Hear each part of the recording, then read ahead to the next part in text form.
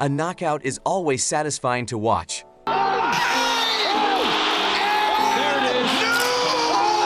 A submission is combat poetry in motion.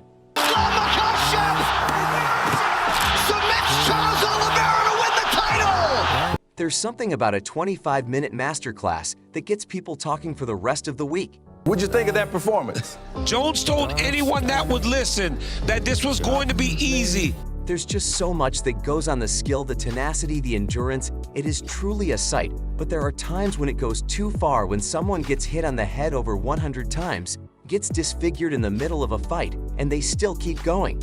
It's not just the knockouts, it's just the thumps. Over and over again. Thumps over and over and over. And training, time. sparring, yeah, these guys. Turns dark and gnarly really quick, and by the end of the fight, fewer people are cheering and more people are yelling and tweeting about towels. You shouldn't have taken that amount of damage. The corner should have stepped in. The referees at fault for allowing the fight to continue. It leaves a bad taste in the mouth. Even looking at pictures makes you cringe, but you still find yourself rewatching it time and time again. Every second of every minute of every round, fight fighters who are simply just too good, and 5 others who are too tough for their own good.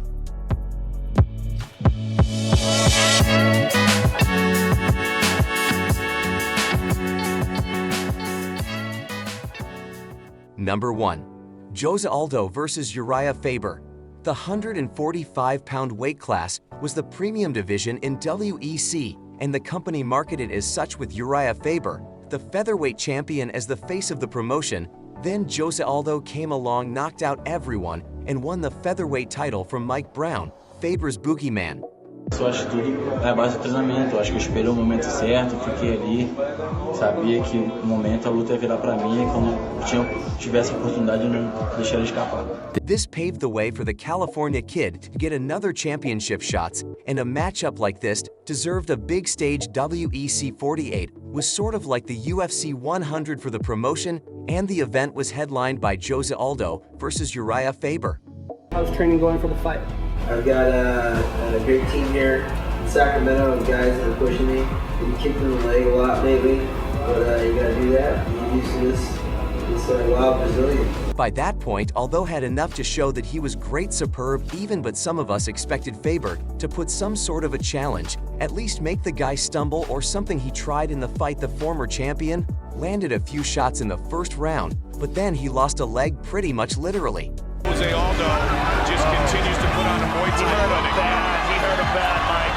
I don't know how much more, as you said earlier, he can take, Joe. Southpaw or orthodox, it didn't really matter, and Aldo continued to brutalize, crippling Faber with the first couple,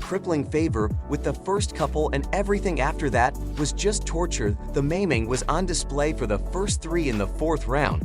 Aldo nearly finished Faber on the ground, and in the last, he took pity on the battered challenger. 1 more leg kicks, and we would have witnessed some Mortal Kombat type brutality.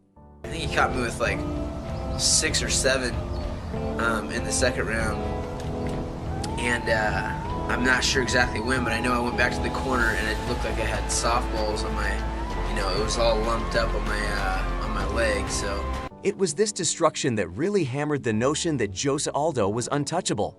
And while Faber was decimated throughout the whole fight's massive, respected a guy for surviving to the decision. In a lot of pain, man, to be honest with you. Leg kicks are deceiving, man. It feels like I was getting hit with a bat. That's the first time I've really been punished with those. Number 2. Max Holloway versus Calvin Kattar. Some time ago, the championship reign of Max Holloway was almost certain to surpass that of Aldo himself. Like I told you guys before, kings go to other kings' villages and they take over. He was the GOAT, his time is done. Welcome to Bless Era. He was a cut above the other featherweights, but the untimely arrival of a freak athlete by the name of Alexander Volkanovski brought an end to the Blessed Era. I thought I did enough, and we just see, I don't want to sound like a sore loser. Halloween lost the title at UFC 245, and while the rematch at 251 was razor close, Volkanovski walked out as a champion now too. This is a fight game. Prepare for the worst. I wanted to finish him early. Couldn't get that done, but we got the job done. For the first time since 2016, Max Holloway was scheduled for a non-title bout, and the unlucky guy standing across was Calvin Kattar. He said, if this was high school, he'd be a senior, and I'd be a freshman. But he's picking on the wrong freshman, so. After 2 back-to-back losses, Holloway was a man on a mission, and at Fight Island 7, he shattered a number of UFC records, all on Kattar's head. Max attempted over 700 strikes, and he landed a grand total of 445. Let that sink in for a moment. Calvin Kattar endured a total of 445 strikes over 200 to the head, and he was so outclassed, so unthreatening to Holloway that Max had been found time to yell at DC in the commentary booth. The fact that he dodged every punch while showboating was icing on the cake. Max Holloway just looked at the commentary team and said, "I'm the best boxer in the UFC." Holloway might not be a power puncher, but Jesus, that many strikes that are faces, definite CTE, and this beating was so unholy that even Dana White was spooked and sent Kattar straight to the hospital. Stop it, no talking, get this kid in an ambulance and get him the fuck out of here. I felt so good. My body, everything was like, everything was good. Yeah, I felt great. This one massacre, and suddenly. A trilogy battle didn't seem so far-fetched anymore. Holloway eventually got what he wanted, and we saw a repeat with the roles reversed. Number 3, Max Holloway versus Alexander Volkanovski. 2-0, baby. Remember that. 2-0. Let's go. Soon after the previously mentioned Kattar destruction, Holloway took another contender fight against Yadir Rodriguez, and he won that as well. Yeah, you freaking animal. No me touch your ankle and say, okay. Hey, bro. Max was 0-2 against the current champion, but to secure the third shots, he wiped out all promising contenders, and the UFC had no choice but to book the trilogy.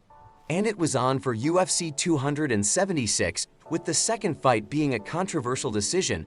Max had a chip on his shoulder, and we actually got to see him talk heat for once. We'll find out Saturday night, my friend. We'll find out Saturday night who's gonna turn out. On paper, the odds were close and going. By the second fight, a lot of people thought Holloway had found the answer to Volkanovski. The Blessed Express was coming back, they said, but the champion was bald enough, said mythical meme aside. Volkanovski seemed like a different beast, and in the very first round, he gained the advantage over his opponents and didn't let go. For the rest of the fights, the champion connected often and landed the harder shots, but the real surprise was the discrepancy in speed, and even Holloway looked rattled in the end, 50-45 all across, and the challenger was a bloody mess. Been saying that time and time, I want to be better, you know what I mean? I'm on the top already. You can see that I'm on top and I'm levels ahead. It's not good enough. Next time I step in the cage, I want to be better again. Volkanovski didn't knock him down or maul him on the ground, but he made Max Holloway look helpless, and if not for that godly chin on the dude, this would have been an early finish. I've highlighted the brutality of one side, but not enough respect can be given to the folks who survived to the final bell. In each example here, battered, crippled, and bloodied, but they still kept at it, and even in horrific losses, you find a reason to applaud them. When you think about it, it's not just skill and tenacity on display, but toughness and heart as well.